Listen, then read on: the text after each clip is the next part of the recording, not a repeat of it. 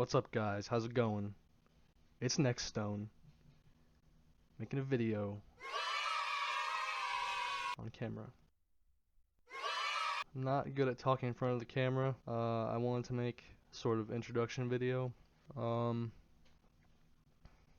So it's the first video I've ever really posted anywhere with my face in it. So my name is Jake. I'm 21 years old. I was born in Ohio. I'm currently living in Georgia. I just started college for X-ray tech. Work a retail job right now. I'm not gonna get into details of what that is, but I don't like it. And I love rap music, and that's why I wanted to start making beats. So I wrote this at the bottom. I should probably say this now. Why I'm making this video. So I've watched a lot of videos about music production. I've watched a lot of videos of producers talking about making music, or the process of making music, but not actually the career of being a producer. And then I found this guy named Dame Taylor, and his YouTube channel is not very popular, but he's done a lot of work with a lot of rap music production, beats and stuff like that. It's his career. He's made his money and had his life off of that. The reason I'm making this is because I've been watching a lot of his stuff, because it actually is like, it's not just talking about making music. He's like actually talking about like how to like be a producer as like a career, and he talks a lot about accountability. And it's like there's a lot of people that are making beats and stuff and putting stuff on BeatStars and stuff that are kind of just doing it, and they don't ever show you don't really know the person behind the beats, basically. And that kind of makes it hard for like them to ever get anywhere. So basically that's why I'm making this, is like Dame Taylor talks about like accountability in the music, in the producer community, because it's like really bad, and there's a lot of like bad advice out there about how to like make this a career. Like basically all this stuff that is like kind of being taught now, it's like it's kind of wrong. And I'm not just saying that just cuz it's like feels good to like go against everyone, because I actually agree with what he's saying. Cuz like he had this video recently, but he also made a video like in 2007 or something, people selling beats for like $20 and like buy one get one free. Personally, I never really understood that, because making beat takes like a lot of time, like, an hour or something at least to like make something. But like to really like flesh something out, it takes like a few days, for me at least. The better you get, people can like knock out stuff in like a day. I mean, it depends on every beat. Sometimes it sounds like the way you want in a few hours. Sometimes it'll sit on the back burner for years. The whole beats for $20 thing, it doesn't really make sense to me, right? Because I really like rap, but like only the past few months that I really start considering like making beats seriously as a thing that I want to get to as a career, hopefully. I'm not gonna say I wish I could say, oh yeah, I'm gonna do it, but I don't know how my life's gonna turn out. If I'm gonna like do that, it never makes sense to me, because like music is like art. People are like, the way Dame puts it, it's like people are like whoring themselves out with their beats and like selling a beat for $20, and they make like hundreds of beats, or they have buy one get one free type stuff. He has a stream clip where he's watching this producer grant interview they did with Timbaland. He could sell a beat for like 250,000. People get signed, they get a budget for a record. Most of that is gonna be promotion. Some of it is gonna be to the producers. Dame was talking about how like the promotion budget of the amount of money you get for a record from a label, it's like 60% of it would be promotion, and then like you maybe have like 100,000 for the actual producers. If it was $1 million, you'd have 600,000 for promotion, and then 100,000 for to pay the producers. But Dame was saying the reason Timbaland could get like hundreds of thousands for a beat is because he'd get 50,000 out of the 100,000 production budget. It's Timbaland, and they're gonna pay him like the most. The other producers get less, but then also they'd pay him like 100,000 or 200,000 out of the promotion budget, because just the fact that Timbaland produced a song, make the beat, that was kind of enough of a promotion unto itself, that people would give Timbaland that amount of money. The whole like getting paid such a huge amount for beats has kind of gotten ruined. Hey, I'm adding this in post because I didn't talk about exactly why it got ruined. I just had to rewatch Dame's video. So, it got ruined because Atlanta rap started in like 2005, and people were seeing like this Atlanta rap become successful without Timbaland or Neptunes or anything like that. There's also that paying one producer 250K for a beat was a headache for the labels. That's what Dame Taylor said. It was a guarantee if Timbaland made it, it would get on the radio, but there's exceptions. Songs weren't starting to recoup the record deal just off of Timbaland's beats and stuff. So the combination of Atlanta coming up and it being shown that Timbaland and people like that are needed, plus Timbaland and the Neptunes prices being so high, kind of combined basically to where it started this era of like, okay, we're not paying one guy 250,000 for a beat anymore. That's just not gonna happen. So that's kind of how that got ruined because I didn't really get into it in the original recording of myself. So Atlanta changed it in 05, and Atlanta is still hot today because what Atlanta did was they were able to make big music for pennies. So now the Atlanta scene has changed the narrative for everybody. And all these Atlanta rappers was essentially giving songs to people for free. They was essentially not charging for the beats. And then the rappers was going to go get signed and then paying them 10,000, 15,000, 20,000. You know what I'm saying? Because that's how much producers was really getting paid. Like when I was placing stuff, we started off at 12,000. We was getting $10,000 a beat. Y'all still can get $10,000 a beat. Those budgets are still the same. Y'all just dumb and y'all scary and y'all ignorant and y'all listen to all these stupid ass people in the industry that don't have no experience. It's producers still getting paid $10,000 a beat. DDG paying $10,000 a beat. Future paying $10,000 a beat. But y'all be listening to all these stupid ass non-industry, no real world experience people on YouTube sell y'all these fake lies talking about ain't no more money in production. That's cap. There's no money for you in production. These budgets have not changed, but they don't go out. Back then in 2005, 2006, Interscope had 250 signed rappers. They had 250 signed artists, which means that all those artists had a recording budget. 250,000, 500,000, $1 million. They had all these budgets out and money to pay for beats. But now Interscope don't have 250 signed rappers. They probably got 6 signed rappers. I don't know. But those 6 have the same recording budgets. Those 6 rappers have the same recording budgets.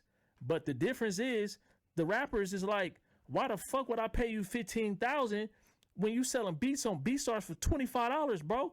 I'm gonna give you 500 and you gonna take it. Cause it's the biggest amount of money you ever got. And your dumb ass gonna take the $500 and then that's gonna be the new bar for producers like you. So now y'all get on here and y'all think ain't no more money in the industry. Ain't no more money in the industry. So now y'all go and do YouTube videos that get hella views. And now y'all teaching the 15-year-old producers ain't no more money in the industry. So now they saying ain't no more money on the industry. So then they like, well, if it ain't no more money in the industry, let me get this $20. I'm gonna make this beat I just made in 7 minutes and put it on BeatStars for $20. I'm broke as shit.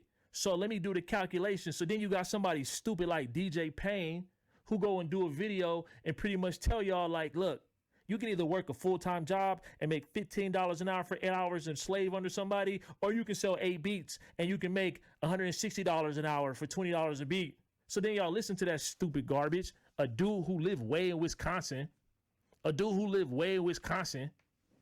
DJ Payne from Wisconsin, telling y'all that instead of working a 9 to 5, just sell beats for $25 online. So y'all listen to him because he got a platinum plaque or whatever plaque he got, and y'all think it's law. So then y'all go and get on BeatStars and y'all start putting beats up for $25, calculating, thinking that this is a replacement for a 9 to 5. So why would I slave or $15 an hour when I can sit at home and sell 9 beats for $25 each? You're not going to sell beats for $25 each, dummy. Because that video got 250,000 views. Where do you think those 250,000 views come from? 250,000 people who also got beats on BeatStars for $25. Y'all crazy, man. Y'all crazy, bro. So I just broke down the whole game for y'all. Y'all say thank you, man. I don't even know who in here. I just broke down the whole fucking game on y'all. It's money still out there. But y'all just, it's not for y'all though. Y'all dumb. Like, and y'all could take this shit personal because I'm pretty sure all y'all motherfuckers is trying to sell a beat. All y'all niggas is crazy, bro. Y'all the reason why it ain't no beats out there because y'all don't have no value for the shit. You know what I'm saying? Like, if I got back into production, I'm getting $10,000 a beat. 25. Because look, you going to start at 10,000, but you going to probably end up at like 25. You know what I'm saying? You going to get like 25. But see, like, this is what I hate about YouTube. I put this content out, and then y'all watch it, and then y'all think, oh, there's 2,500 out there for us. No, it's not for you. It's not 2,500 for you. It's not for you. And that's the one thing about content creators. We got to put content out where all of y'all feel like y'all can use it. And that's the fake shit about the internet. Hey, what's up, guys? I'm going to give you guys a secret about the industry. Producers are getting paid $2,500. So then you think that applies to you. No, it don't apply to you. Because in order to get paid $10,000 for a beat, it's not about just the beat, yo. You got to be a good person. You got to learn how to shut the fuck up. You got to learn how to be humble. You got to know how to play the game. You got to learn how to be patient. It's so much more to it than just you having a hard ass beat. Like, y'all just be thinking it's about having hard ass beats. And then fuck your beats, man. Especially with all these fucking dolls and shit. Like, y'all think it's about, you like, bro, that's y'all come on my live stream all cocky and shit. Like Hank has some little beats. Them beats is cool for a 40-year-old guy, but they not, ain't nobody paying for that shit. So then he get off the live stream talking about some, you crushed my dreams. Those shouldn't have, like, bro, your dreams should have never been that in the first place, bro. Like, keep it real, because y'all mindsets be fucked up, man. You know what I'm saying? Like, real talk, like, but like, y'all need to hear this though, because the YouTube videos don't be talking to y'all like this, because like, y'all don't want to hear this. Y'all don't want to watch this shit. Y'all don't want to watch this. Y'all want to watch somebody sell you a dream. You want somebody to motivate, to give you a false sense of motivation. You want me to lie to y'all? Y'all gonna watch me if y'all, that's why the popular motherfuckers is lying to y'all. And that's why y'all listening to the content, to the information, and y'all taking away the value of the producer community, because these guys is lying to y'all for views, and they doing it in a cool way because you don't think they doing it for clout, but they are, because all that information shouldn't be on a general fucking internet.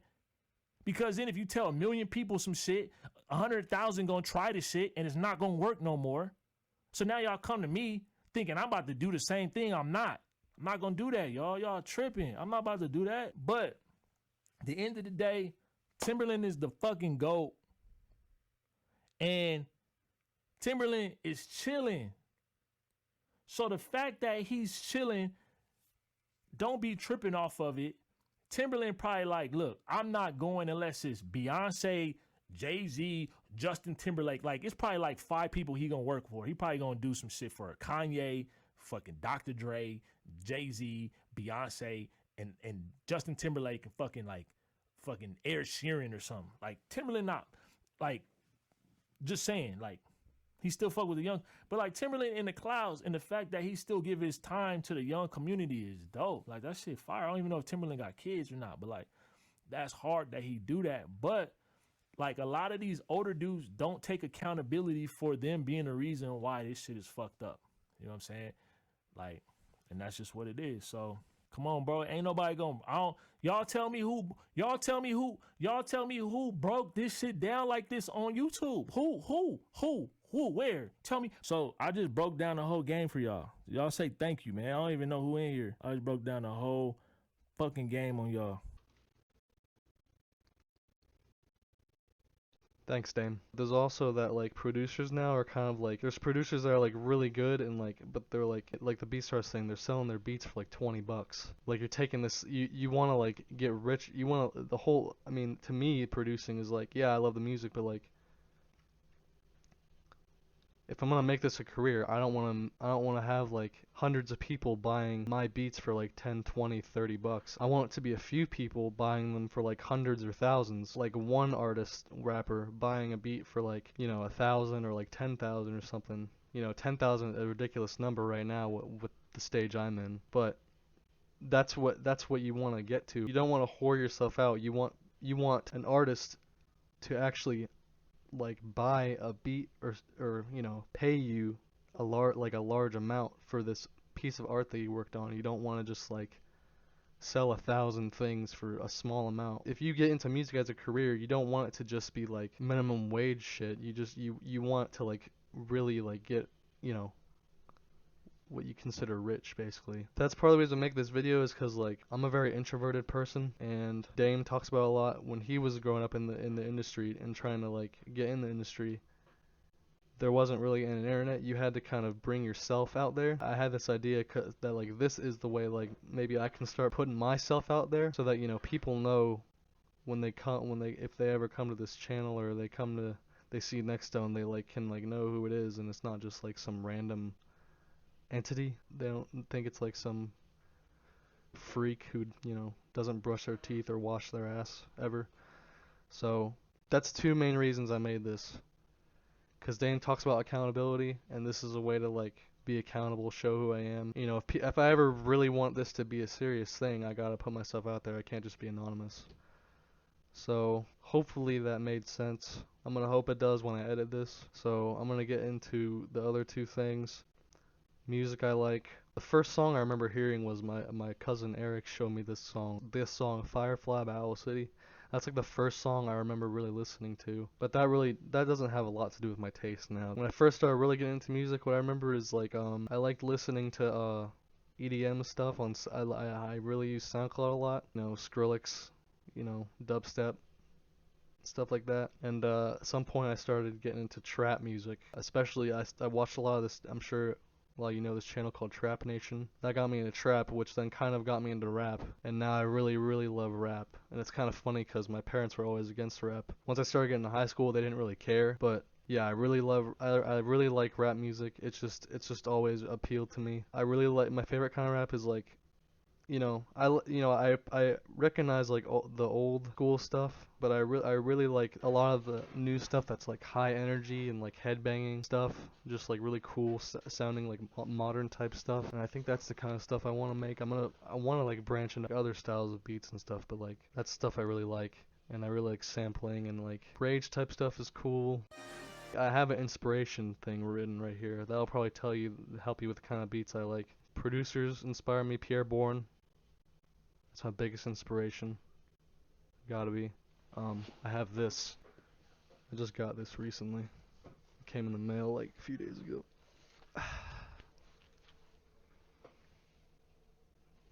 Life of Pierre 5. This is a great album. Pierre Bourne. If there's a 1 in 100 trillion chance you're watching this, I think your rapping is okay, but I think your beats are where you really shine. This album is really cool. Every song on it is a transition, and the transitions are really good. What do I like on here? I like the intro. Skit is cool. Switching Lanes, Hulu, Couch, 42. Groceries, Butterfly, and For You. I've been really into Butterfly. It's just got a cool sounding sample, and there's a version of it that has a sample he couldn't get cleared, which is unfortunate, but I still think that beat is cool. Pierre Bourne's gotta be my top producer that I really like. Benny X, he's a new one. He's on Out the Way by Yeet. I think that's the one that kind of blew him up. And then he got on Cochise is a new thing. Really love Cochise. And then he got Search and Rescue with Drake, and that was cool. It was cool because I didn't know about Benny X, and then I saw a video of like how Out the Way was made, and then this guy was like, "Oh, this was made by Benny X," and then it was cool because then Benny X like started blowing up, and I thought that was interesting. To like Benny X is kind of like a name to me now that I'm like, get excited for, because his style is really interesting. Metro Boomin, that's another one. Metro Boomin, always been great. Has brought up so many artists. Has been the production behind so many artists that have risen to the top. Young Thug, Lil Uzi Vert, pretty sure Future. Yeah. Future might have already been up when Metro Boomin started with him. God, there's a few more of them. I can't remember. Young Thug is a big one. Another producer, Thrax. Might not know that guy. He does a lot of Zillakami stuff. You know, he kind of does these like metal and trap, like the heavy metal guitar with rap beat type drums. Ronnie J did a lot of stuff. Nonbra has been a recent inspiration. A lot of Kochi stuff. He makes cool beats. Mike Will made it. I remember the first song I ever heard with Mike Will made it was No Flex Zone, Ray Shremmerd. And then Filthy, Wake Up Filthy. Another more recent guy. Did some stuff on Whole Lotta Red. Did some stuff with Lil Yachty. His stuff's cool. But basically those are, and there's probably a few other producers I'm forgetting, but those are people that have produced songs that I really like. Favorite rapper gotta be Denzel Curry, as you can see. Zoo. Not my eyes see your future, but I opened it. But it should be, it's mostly good. I left the label in there. I don't listen to vinyl, but I like collecting. I like, oh fuck. I should probably put that bag on differently. I'll fix that later. I don't really listen to vinyl, but I like this big album art stuff. I like this typography that he does. This orange thing, it's like a separate sleeve over the actual album. I'm a sucker for typography, especially in other languages like this Japanese stuff. These logos are cool. Yeah, so yeah, I just collect the vinyl for I like having this big, beautiful album art. I think it's cool. So favorite rapper, Denzel Curry. Ski Mask Slump God, always been a fan. Cochise, kind of recent guy, really good. 21 Savage, Lil Yachty, especially Lil Yachty's recent stuff he's done this year has been insane. Lil Yachty's stuff is so cool. He used to be okay, but now I think he's one of my favorites. Montana 300, some people might not know that. He's not as popular as he should be. He's extremely lyrical. You want to listen to his songs for the rapping, for the lyrics, because he's extremely clever. Playboy Cardi, not a very lyrical rapper, but Cardi does his thing, and I like his thing. Pause. Travis Scott, a Young Thug, XXXTentacion. Let's see, A$AP Rocky. Stop making me look like Jimmy Neutron. A$AP Ant, JPEG Mafia. I have a whole. I'll put up a little picture of this list I have. Some of them you may be like, yeah, that makes sense, and some of them you may be like, ooh, this guy's fucking right. Those are the people I like. Mainly, pretty much it for the video. But hey guys, so I'm doing another post-editing thing because I kind of wanted to put this out before I get to the next section of the video. I'm about to talk about how I'm thinking about doing live streaming in BeatStars. And after thinking about it more, and mainly just listening to Dame Taylor talk about, you know, the music industry, I'm starting to think live streaming in BeatStars might not be how I want to approach this. Still leaving in me talking about this stuff because I wanted to just put it out there that I had these ideas, but I want to add this disclaimer to show I might not apply these ideas because it might not be how I want to approach this. I realize that me saying I want to start live streaming and like selling beats on BeatStars, but for like a high amount, is me trying to apply the stuff Dame talks about being in real life to the internet, and it doesn't exactly work like that, is the conclusion I've kind of came to. They're better, though most people do, posting beats without their face for 20 bucks, but they are still reliant on the internet. Kind of learning that I probably shouldn't do that. To like I'm trying to approach it from like perspective he was talking about of like you actually have to put yourself out there, not just on the internet, but in the real world. So the kind of success that most people think of when they think of a producer, you have to do that stuff. It can't just be like live streaming BeatStars online. Like maybe I'll do it as a stepping stone to put myself out there, actually going in the real world, but it I don't know if that's the right way to approach it, so I'm not gonna guarantee that I'll do any of that stuff. But I just wanted to put this little disclaimer before I actually get into what I was talking about it, because I was more confident in the ideas when I was talking about it recording than I am now, because it might not be the right way to approach music the way I want to approach it. I'm thinking probably right now I want to focus on just listening to music and making music. You know, building my skills up for a while and seeing where that takes me, and kind of trying to improve my like people skills and stuff like that somehow. I'm still trying to figure that out. Working on how to actually talk to people and, you know, build relationships, get people to like me more so in real life. But basically, kind of want to lean more towards I'm either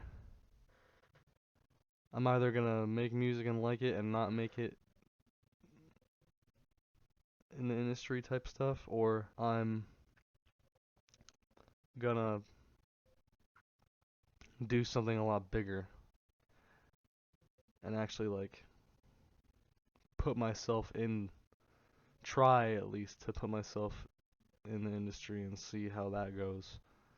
So I just wanted to say that before I get into this stuff, because it may not be how I approach things going forward. Do this music stuff because I love it and I think it's cool. I think beats are cool. I think rap's cool.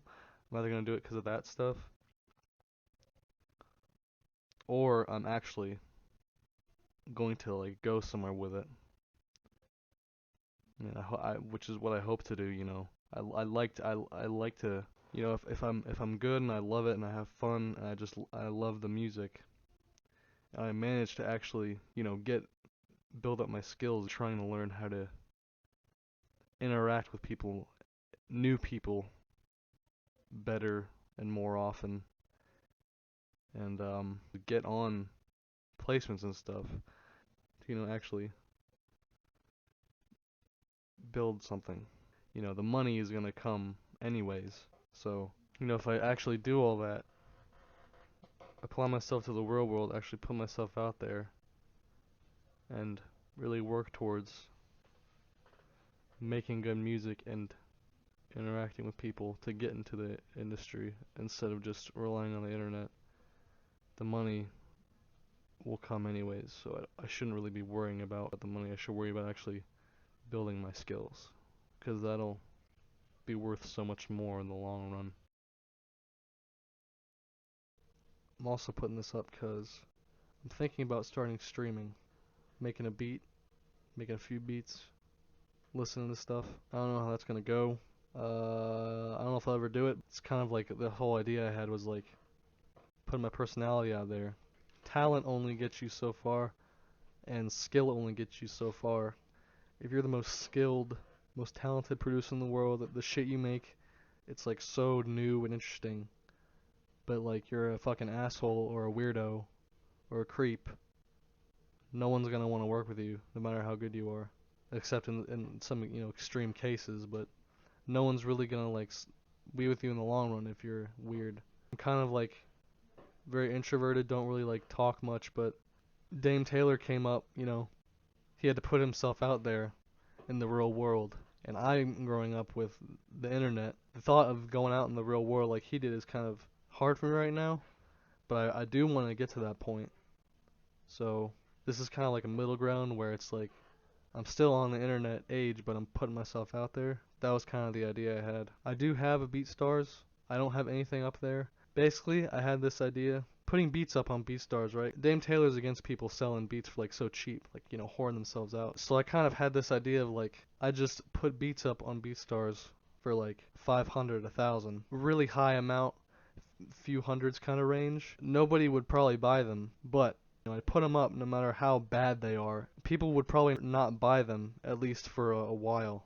But if I kind of put that standard out and say, I'm not just going to sell a beat for, you know, this little thing for 20 bucks, 30 bucks for someone to use.